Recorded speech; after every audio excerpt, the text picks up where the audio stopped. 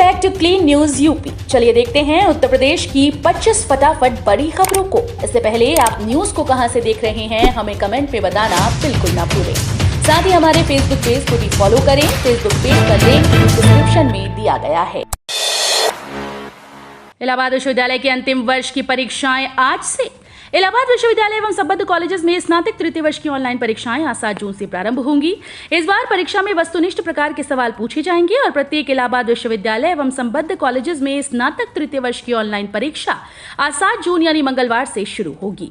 परीक्षा में तकरीबन 18,000 छात्र छात्राएं शामिल होंगे। इस बार परीक्षा में वस्तुनिष्ठ प्रकार के सवाल पूछे जाएंगे और हर प्रश्न के लिए 2 मिनट का वक्त तय किया गया है।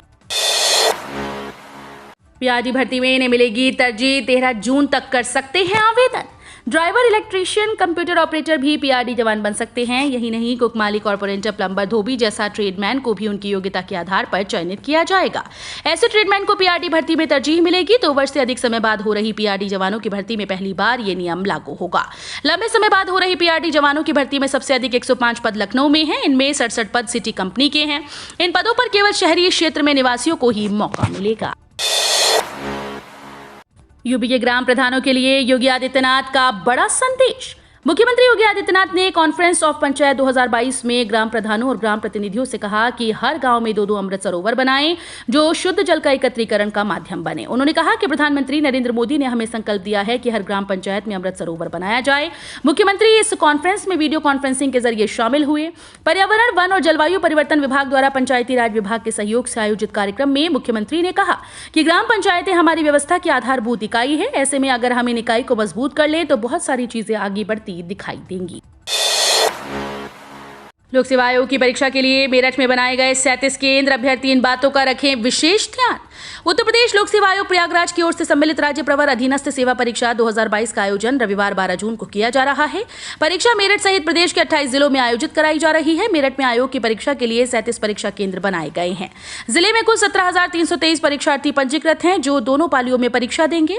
दोनों पालियों में सामान्य अध्ययन की परीक्षा होगी। परीक्षा केंद्र पर 2 महिला व 2 पुरुष पुलिसकर्मी अभ्यर्थियों की तलाश करेंगे। केंद्रों के भीतर अभ्यर्थियों का प्रवेश 30 मिनट से पहले शुरू होगा, इसलिए सभी अभ्यर्थी समय से पहले ही केंद्रों पर पहुंच जाएं। कहीं ना हो पेयजल समस्या, पशु पक्षियों के लिए भी करे प्रबंध। अधिक गर्मी को देखते हुए सीएम योगी का निर्देश। उत्तर प्रदेश में पड़ रही भीषण गर्मी आमजन परेशान है। पारा लगातार बढ़ता जा रहा है। इसको देखते हुए मुख्यमंत्री योगी आदित्यनाथ ने सभी जिलाधिकारियों को निर्देश दिया कि कहीं भी पेयजल की समस्या नहीं होनी चाहिए। उन्होंने इसके लिए वरिष्ठ अधिकारियों को लगातार निरीक्षण करते रहने के लिए कहा है। इसके साथ ही अधिकारियों को जिम्मेदारी सौंपी है कि शहर से लेकर जंगलों तक में पशु पक्षियों के लिए भी पानी की व्यवस्था रहनी चाहिए। राष्ट्रीय शिक्षा नीति लागू करने को बनी 28 कमेटीज। उत्तर प्रदेश में राष्ट्रीय शिक्षा नीति 2020 लागू करने से पहले विभिन्न बिंदुओं पर पोजीशन पेपर तैयार करने के लिए 28 कमेटीज गठित की गईं। इसके लिए पहले जिला स्तर पर संवाद और मोबाइल ऐप से सर्वे हो चुका है। अब 4 मुख्य बिंदुओं प्रारंभिक बाल्यावस्था देखभाल और शिक्षा, स्कूली शिक्षा, शिक्षक प्रशिक्षण और प्रौढ़ शिक्षा की रूपरेखा बनाई जाएगी। इसी के साथ स्टेट फोकस ग्रुप की ओर से 25 मुख्य विषयों पर राज्य की स्थितियों और आवश्यकता के अनुरूप पोजीशन पेपर तैयार किए जाएंगे। राज्यों की रूपरेखा को शामिल करते हुए राष्ट्रीय पाठ्य चर्चा की रूपरेखा को अंतिम रूप दिया जाएगा। सोलर पैनल लगवाकर दूर होगी बिजली बिल की टेंशन। लगवाने का इतना पैसा देगी सरकार। ज्यादा बिजली का बिल हमारा बजट बिगाड़ने में एक अहम भूमिका निभाता है, लेकिन अगर आप भी बिजली के बिल से परेशान हैं तो सोलर पैनल इसे कम करने का सबसे कारगर उपाय साबित हो सकता है। साथ ही सोलर पैनल लगवाने के लिए आपको सरकार की तरफ से आर्थिक सहायता का लाभ मिलेगा। सरकार इन दिनों देश में सौर और हरित ऊर्जा को बढ़ावा देने के मिशन पर काम कर रही है। ऐसे में सरकार सोलर पैनल लगवाने वालों को आर्थिक सहायता भी देती है। भारत में सौर ऊर्जा को बढ़ावा देने के लिए नवीन और नवीकरणीय ऊर्जा मंत्रालय ने सोलर रूफटॉप की योजना की शुरुआत की है। अगर आप 3 किलोवाट तक का सोलर पैनल लगवाते हैं तो सरकार आपको 40% तक की सब्सिडी देगी। अयोध्या में औषधीय गुणों से भरपूर ड्रैगन फ्रूट की खेती सिखाएगा आचार्य नरेंद्र देव कृषि विश्वविद्यालय। आचार्य नरेंद्र देव कृषि विश्वविद्यालय में किसानों को खेतीबाड़ी की आधुनिक तकनीक का प्रशिक्षण दिया जाता है। कम लागत की खेती से अधिक उत्पादन लेने व लाभ कमाने का तरीका बताया जाता है। लेकिन अब विश्वविद्यालय प्रशासन किसानों को पौष्टिक क्षमता से भरपूर ड्रैगन फ्रूट की खेती करने के लिए प्रशिक्षित करने की तैयारी कर रहा है। फल विभाग के विभागाध्यक्ष डॉक्टर संजय पाठक की अगुवाई में किसानों को प्रशिक्षण दिया जाएगा। यूक्रेन से मेडिकल की पढ़ाई करने वाले छात्र छात्राओं को इंटर्नशिप की चिंता, केंद्र सरकार के निर्देश का इंतजार। यूक्रेन से मेडिकल की पढ़ाई करने वाले आगरा के छात्रों को केंद्र सरकार के निर्देश का इंतजार है। इनकी परीक्षाएं संचालित हैं और फाइनल प्रोफेशनल की परीक्षाएं हो गई हैं। इनको देश के ही मेडिकल कॉलेजेस में प्रवेश दिलाने और इंटर्नशिप कराने का निर्णय भारत सरकार के पाले में है। ऐसे में छात्रों को इसकी चिंता सता रही है। यूपीआईएमए के पूर्व अध्यक्ष डॉक्टर सुधीर धाकरे ने बताया कि आगरा के करीब 30 छात्र यूक्रेन में मेडिकल की पढ़ाई कर रहे थे। इनमें एमबीबीएस प्रथम से अंतिम वर्ष तक के छात्र हैं। ओटीएस का लाभ लेने वाले बिजली बकायेदार हो जाएं सतर्क। एक भी किस्त मिस की तो हो जाएंगे ब्लैक लिस्टेड। एकमुश्त समाधान योजना के जरिए बिजली बिल बकाये के सरचार्ज में छूट लेने वाले गोरखपुर जोन के करीब 15 लाख बकायेदारों के लिए अच्छी खबर नहीं है। योजना के तहत इस बार बकाया बिल का भुगतान के लिए किस्त बनवाने वाले बकायेदारों एक भी किस्त चुकाने में लापरवाही की तो वे डिफॉल्टर हो जाएंगे। ऑनलाइन बिलिंग सिस्टम उनका नाम काली सूची में दर्ज कर देगा। ऐसा होने पर उन्हें ओटीएस योजना का लाभ नहीं मिलेगा। यूपी उत्तराखंड के यात्रियों का सफर आसान करेगा ठाकुरद्वारा का बस अड्डा। यूपी और उत्तराखंड के बस यात्रियों के लिए यूपी रोडवेज ठाकुरद्वारा में नया बस अड्डा बनाने जा रहा है। यूपी और उत्तराखंड के बॉर्डर पर रोडवेज ने 1.5 एकड़ जमीन का चिन्हांकन कर सर्वे पूरा कर लिया है। बस अड्डे से जुड़ी फाइल को मुख्यालय मंजूरी को भेजा है। ठाकुरद्वारा में रोडवेज बस अड्डा भीड़भाड़ वाले इलाके में है। ठाकुरद्वारा से होकर उत्तराखंड के लिए हर दिन सैकड़ों यात्री आते जाते हैं। इस लिहाज से रोडवेज अफसरों ने यहां बड़ा बस अड्डा बनाने की कवायद शुरू की। कुछ समय पूर्व कुछ स्थानीय जनप्रतिनिधियों की ओर से पशुपति एग्रीलॉन लिमिटेड के पास वन क्षेत्र के करीब 1.5 एकड़ जमीन पर नया बस अड्डा बनाने को शासन से पत्राचार किया। लखनऊ की 47 सड़कों का कोई वारिस नहीं, कोई विभाग बनाने को तैयार नहीं। राजधानी की 47 सड़कें लावारिस हो गई हैं। इन सड़कों को कोई विभाग बनाने को तैयार नहीं, सब एक दूसरे पर जिम्मेदारी ठेल रहे हैं। नगर निगम ने इन सड़कों को पीडब्ल्यूडी को हैंडओवर किया। अब पीडब्ल्यूडी ने बजट न होने की बात कहकर इसे दोबारा निगम व एलडीए को वापस कर दिया। निगम के पास बजट ही नहीं है, एलडीए पहले ही हाथ खड़ा कर चुका है। नगर निगम ने पिछले वर्ष शहर की 126 प्रमुख सड़कों की सूची पीडब्ल्यूडी को हैंडओवर के लिए सौंपी थी। पीडब्ल्यूडी को परीक्षण में इनमें से 102 सड़कें उनके मानकों पर खरी मिली थी। 10 से 20 रुपए प्रति लीटर सस्ता हो गए सरसों, सोयाबीन समेत कई खाद्य तेल। मसालों में अभी राहत नहीं।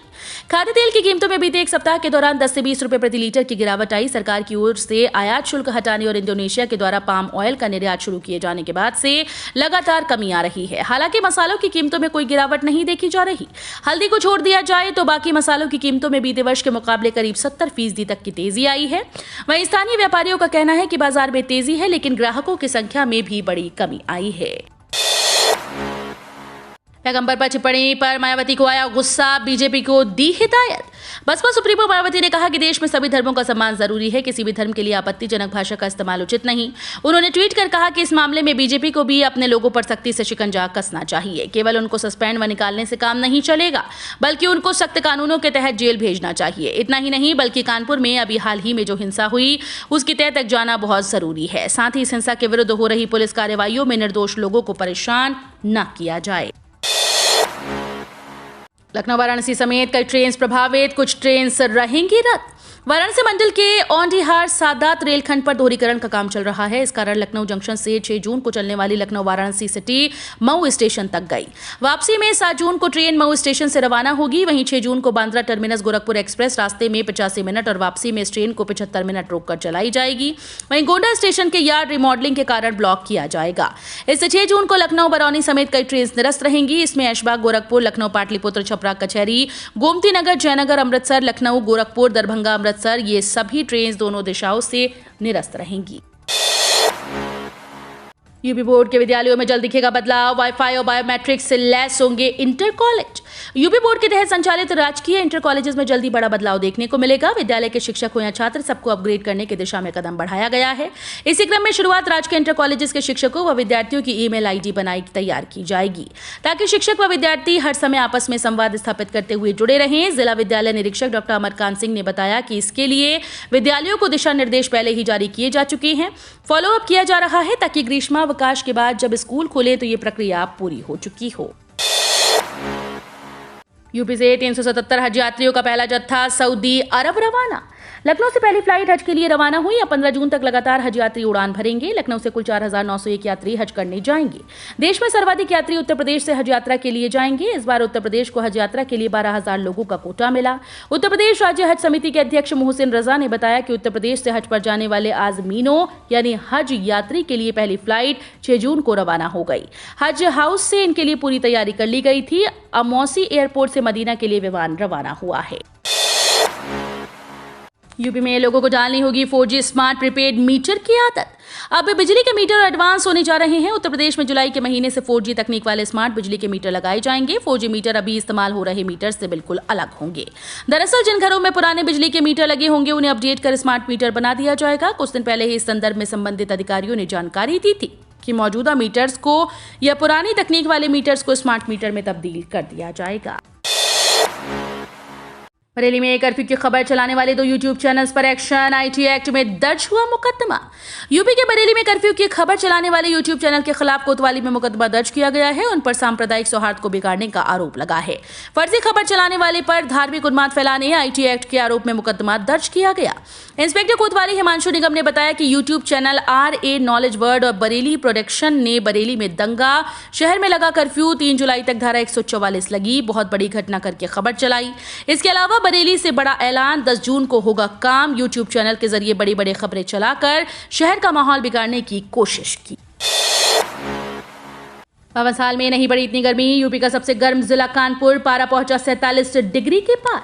उत्तर प्रदेश में भीषण गर्मी चरम की ओर पहुंच रही है। दिन में तेज धूप और लू कहर बरपाने लगी है। प्रदेश में सबसे गर्म कानपुर रहा। यहां दिन का पारा 47.3 डिग्री दर्ज किया गया। 5 लोगों की मौत भी हीट स्ट्रोक के चलते हुई, जबकि 60 लोग विभिन्न अस्पतालों में भर्ती हैं।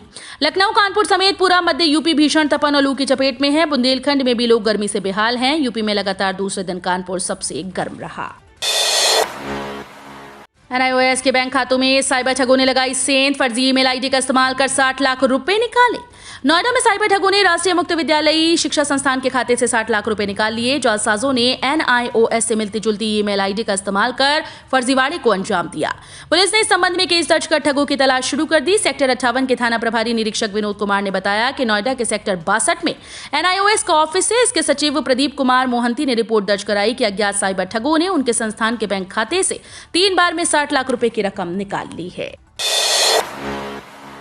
इस बैंक ने फिक्स डिपॉजिट की दरों में किया बदलाव। अब अधिकतम 7.49% मिलेगा ब्याज। फिक्स डिपॉजिट एक ऐसा निवेश है जिसमें रिटर्न की गारंटी रहती है। यही वजह है कि FD को लेकर लोगों के अंदर का उत्साह कम नहीं हुआ। बैंक भी FD निवेशकों को आकर्षित करने के लिए दरों में समय समय पर संशोधन करते हैं। सूर्योदय स्मॉल फाइनेंस बैंक ने FD की दरों में बदलाव किया। अब बैंक की तरफ से FD पर अधिकतम ब्याज 7.49% दिया जा रहा है। 7 से 45 दिन के टाइम पीरियड पर बैंक की तरफ से 3.25% का ब्याज दिया जाएगा।